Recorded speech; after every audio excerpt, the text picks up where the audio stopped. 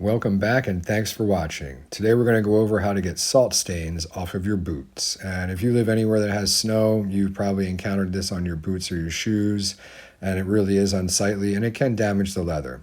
So what we're going to do today is go over how to remove that.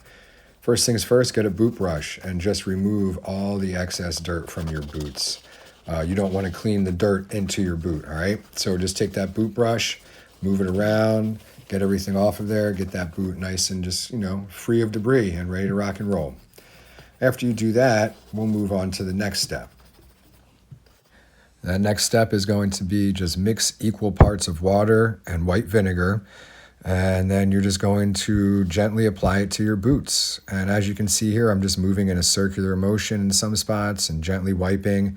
You just want to get the leather damp enough to remove the salt. You do not want to saturate the leather with water.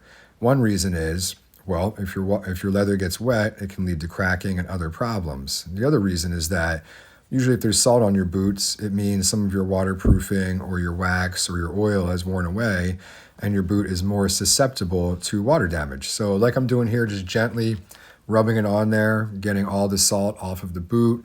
And you're going to do this on both boots until you feel that all the areas that had salt are clean.